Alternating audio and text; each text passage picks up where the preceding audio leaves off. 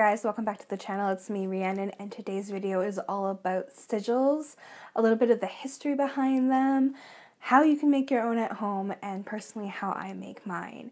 I'm super excited for this video because this is a super powerful way for you guys to be able to create a sigil both in private and not have anyone know what you're doing if you are in the broom closet, but also be able to have a beautiful symbol for yourself that is extremely powerful and very, very personal to you, and no one else will know what this meaning is unless you tell them.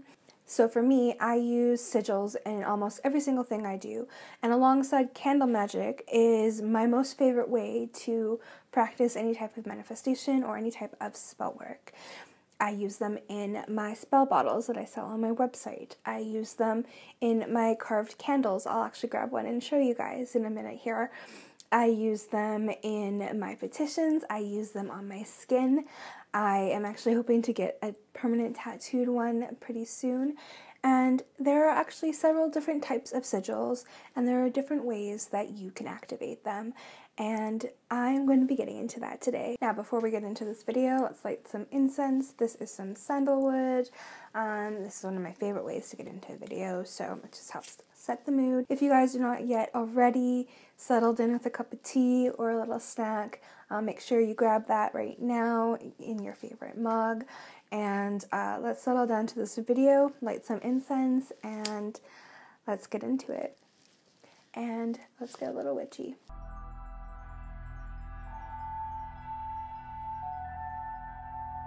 So the question is here, Rhiannon, what are sigils? Well, sigils are an image or a symbol that have specific mystical and magical meanings behind them.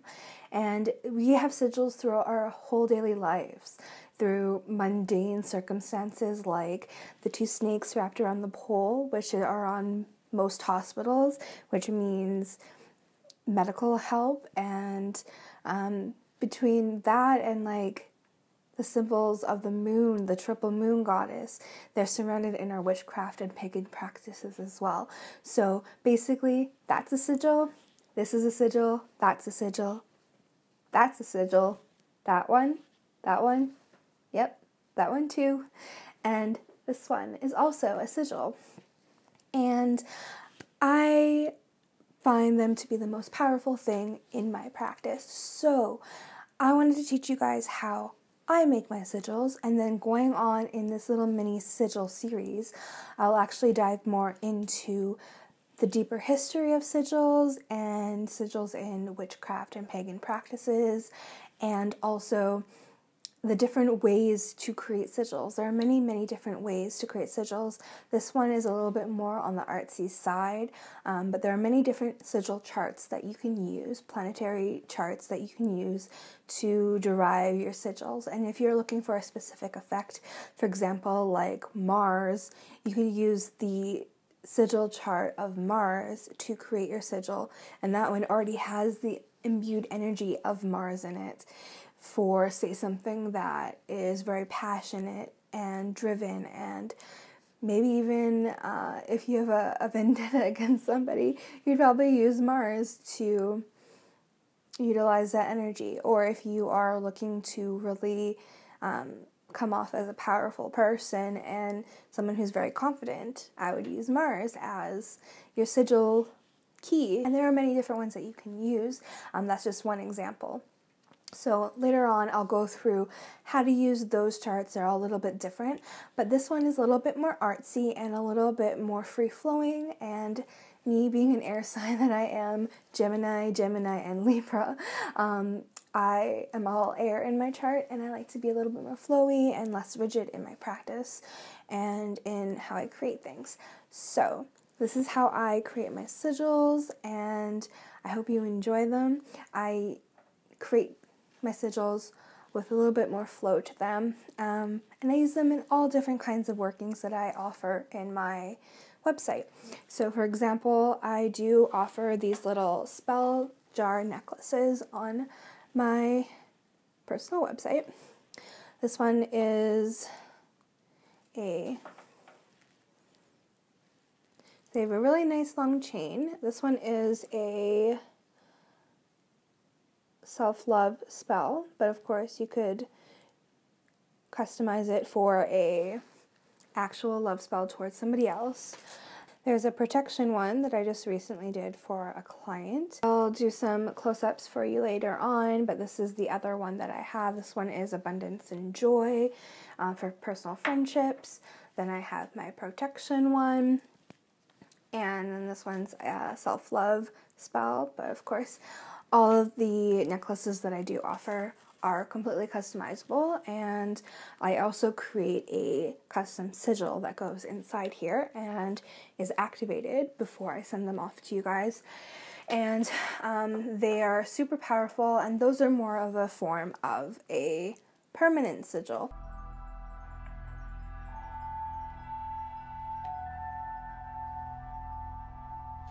Now, there are many different types of sigils. There are ones that are able to be destroyed, there are temporary sigils, and then there are also ones that are permanent sigils.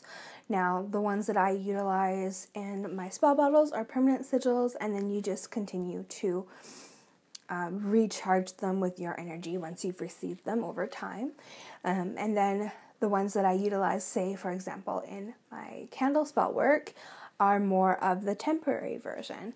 So this is one of my candle spells for prosperity in business and personal endeavors and my personal dreams. So there are 1, 2, 3, 4, I have 5 sigils. So I have one on the back, and then I have the 4 on the front that are the main purpose.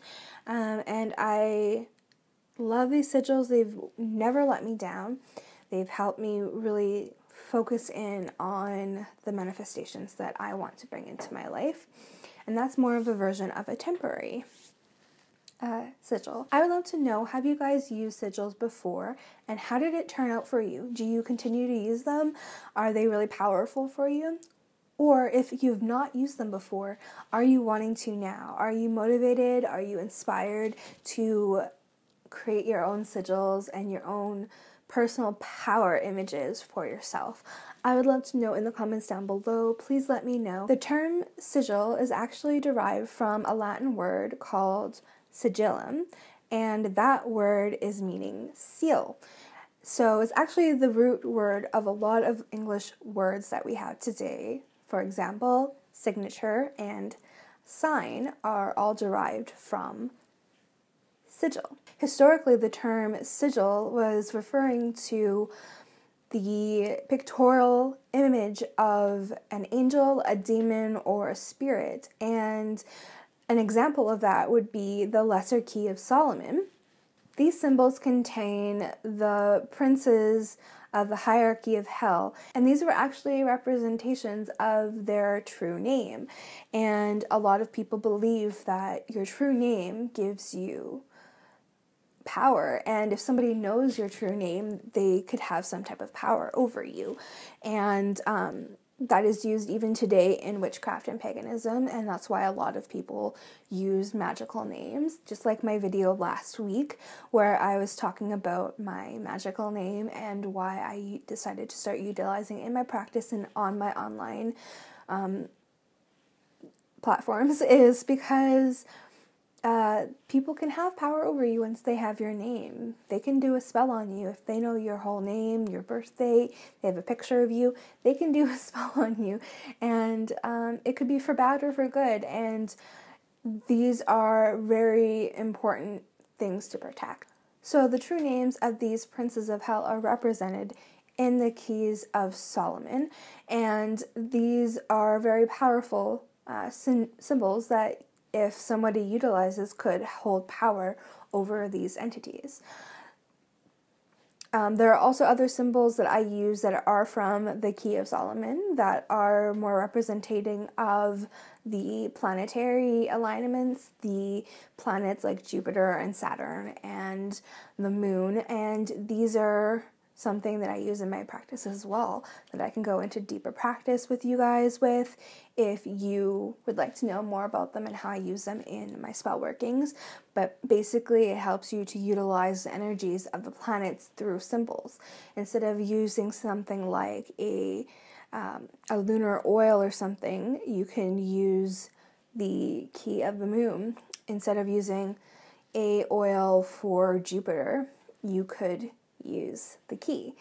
So it makes things really simple and streamlined, but I tend to go all out with all of my spell work, and I do sigils, and I also use my planetary oils at the same time along with all my other correspondences, because I feel the more I add, the more powerful it may be.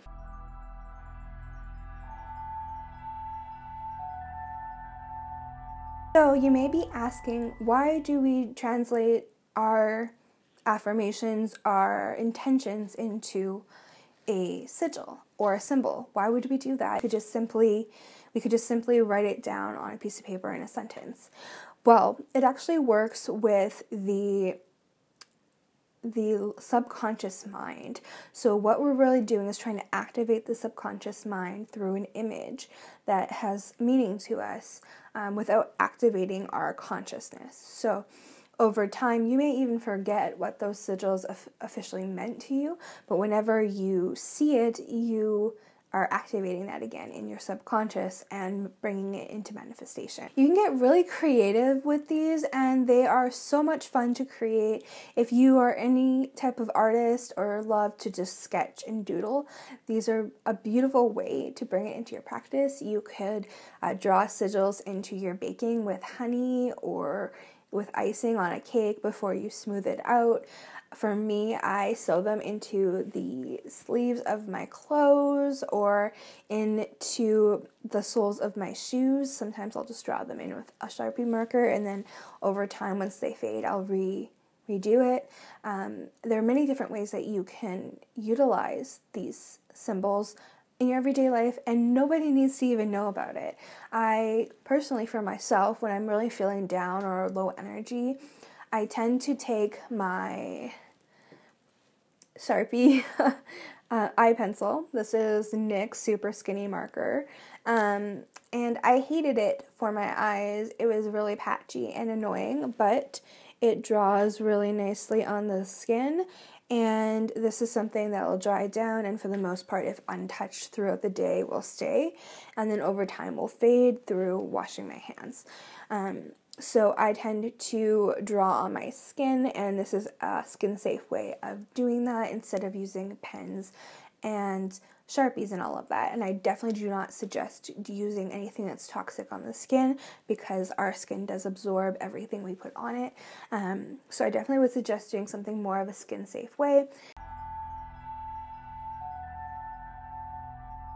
The making of a sigil is comprised of two different steps: the construction and the charging stage. First, the sigil is drawn into a physical object, either on the skin or on a piece of paper. Generally, it's actually done on a piece of paper that is burned. That's one of the more popular ways of doing it, or inscribed onto a candle, like I do with my candle magic stuff, and then melted.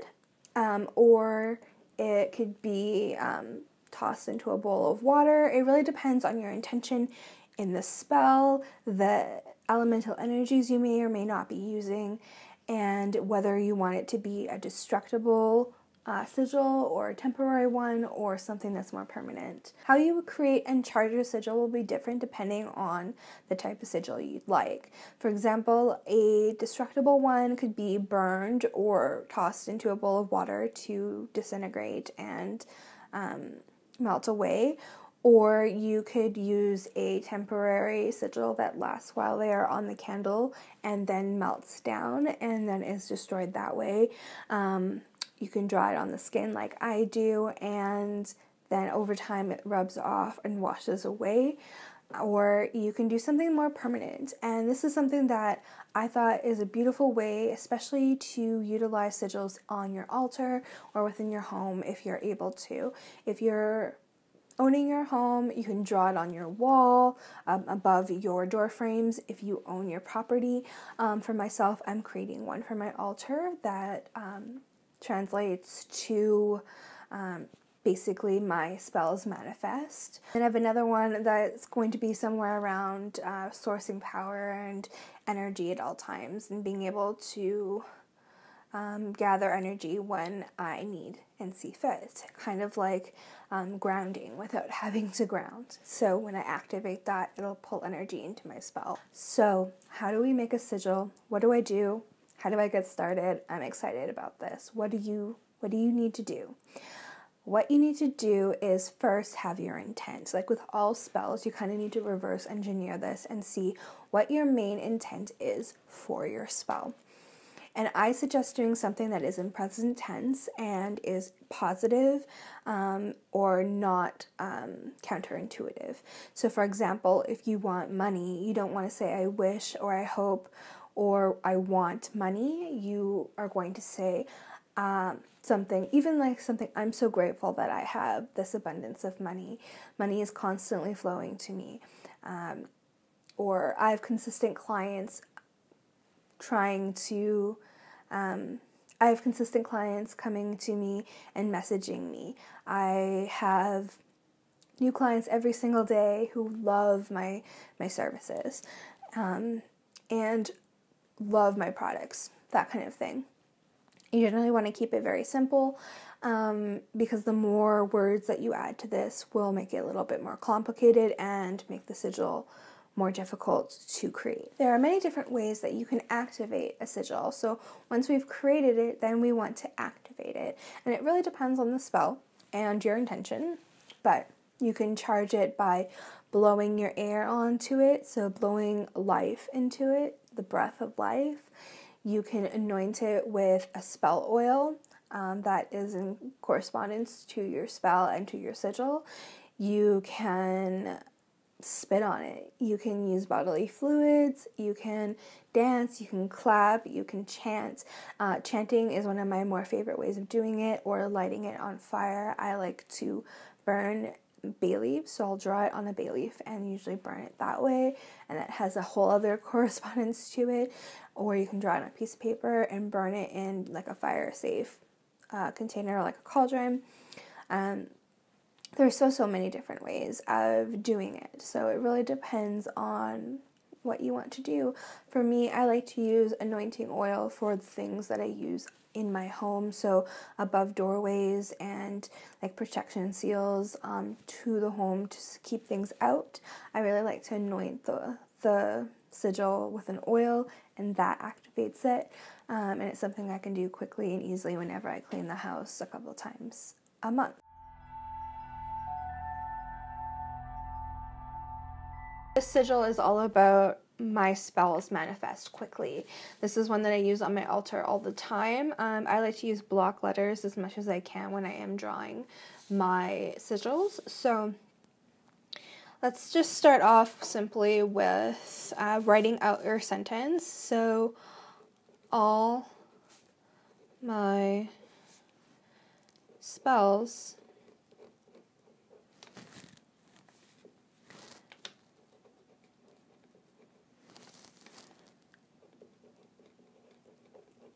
manifest quickly. After you've written that down, then you want to delete all the duplicate letters and all of the vowels.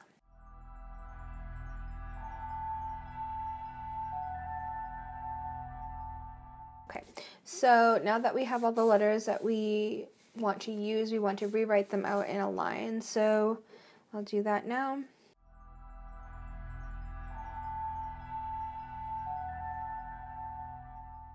Okay, so now that I have all of my letters written down, I'll bring it a little closer for you guys. So now that I have all my letters written down in a line, I'm going to write a series of numbers from 1 till 9, and then I'm going to fill in the alphabet across the numbers until I'm finished the alphabet, and then I'm going to assign each one of these letters a number.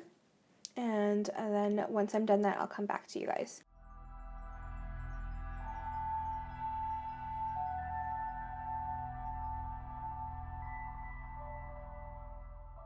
Now that I have the letters that I want to use and my numbers, we are going to assign each of these letters a number, and then I'm going to draw my wheel, and it's kind of like a connects the dot kind of thing. And this is the one that is going to be a little bit more structured. This is one of my more favorite ways of doing it. It's a little bit more flowy instead of using more jagged ways of doing it. There are ways where you can just draw the letters and connect the letters together, but for me, I'm seeing the letters when I do that, even when I try to really cleverly hide them, and I don't like the jagged look that it creates, and it kind of looks just like a mishmash. So I'm going to do this way, and it's a whole lot more aesthetic, and it's a little bit more uniform. It has a better beauty to it, and I find a little bit more enchanting this way. So I'm going to go ahead and do that.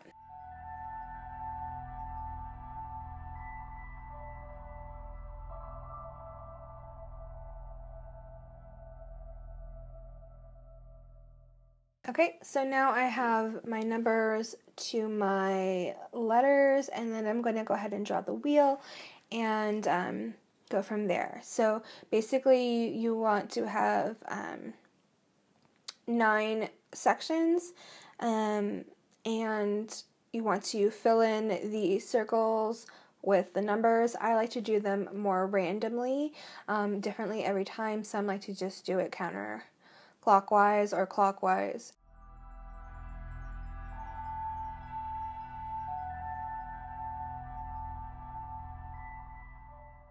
So basically you'll have something that looks like this. You could use a ruler and make it a little bit more uniform.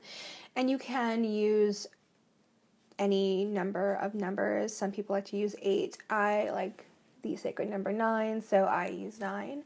And then I'm just going to fill out the boxes randomly because I like the way that my sigils turn out very differently every time instead of looking super similar. So I just like to randomize it, but you can fill it out numerically if you'd like, or do counterclockwise or clockwise, whatever you want. Okay, so I have all my boxes filled in with a number, and then I'm going to go ahead and start drawing dots to the areas and connecting them with flowing pattern. And I generally like to use a different colored marker or pen at this point, just so that you can better see your design and it doesn't get to be like a jumbled up mess. So we're going to use a different color. I really like orange for the energy of creation. Orange has a really creative energy for me, and I find spell work to be a craft. So it quite literally is a creative art. So I'm just going to go ahead and start filling in the dots according to my numbers and where they belong on my chart. So my first number and letter is L, so we're just going to do 3. So 3 is right here, and then we have 4. Okay, so that's right next door to it. So I'm just gonna, tend to do like a swooping motion downwards. Some like to go up.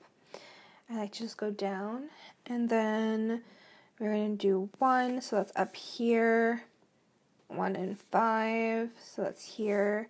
So I'm gonna go more of a straight-ish motion and curve around, and then we're at 5.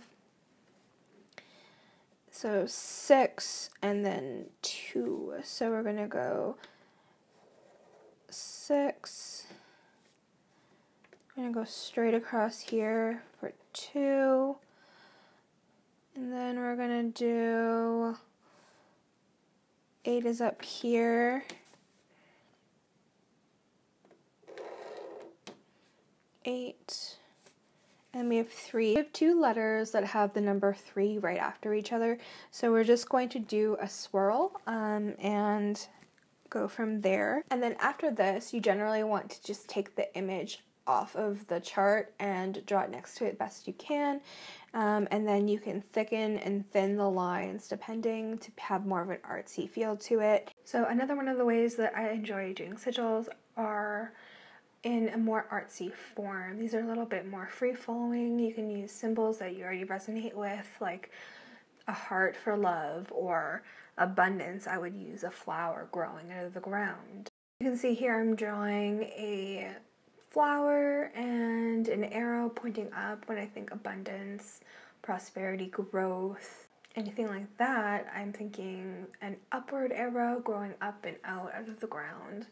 When I think about abundance and prosperity, I also think about the sun. So the sun has a very abundant energy, and it's what grows everything that we plant in the ground. And so you can draw a sun, you can draw a little flower growing up through the earth, the seeds coming up through the earth as it grows, and kind of just have fun with it. That's kind of what I do with all of my sigils. So for this version of creating sigils, which is more artsy, what you want to do is brainstorm a bunch of images and feelings that you feel represent the intention that you're going for, and then just start drawing different shapes and images and items that you resonate with, and just put them together in little bits and pieces, rearrange them, and eventually you'll have like literally an image that is a representation of this feeling, this emotion,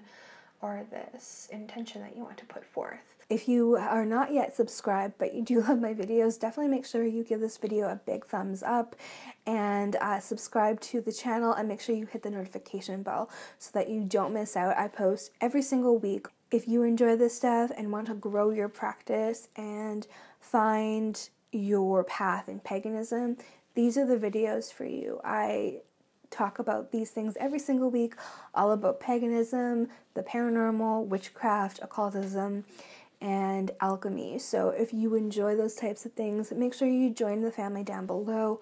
Also, if you'd like to donate to the channel, I have started a Patreon, and that is just going to give you behind the scenes videos. We're also going to be doing a monthly lunar gathering, so a monthly full moon ritual, and that's going to be a really fun thing that I am really looking forward to, where we can do a spell together, and it'll kind of be like a sleepover with us pagans and witches, and we can be live together and chat, and I'll do some tarot card pulls and all that kind of stuff. So it's going to be a really fun time, and I hope you guys are able to join. You'll have free downloads every single month of my personal artwork and spells and rituals and all different kinds of fun stuff. I'm currently taking an herbalism course, so once I'm certified, I'll be able to give you different content on herbalism and how I use it in my practice with my witchcraft and pagan practice. And it's going to be kind of like a whole encompassing behind the scenes thing. You'll get all of these videos earlier before everyone else. You'll get it a week earlier, as well as you'll get voting power for my future videos and content as well. So if you'd like to check that out, the link is in the description box below, and I love you guys so very much. Stay witchy, and I'll see you guys in the next video.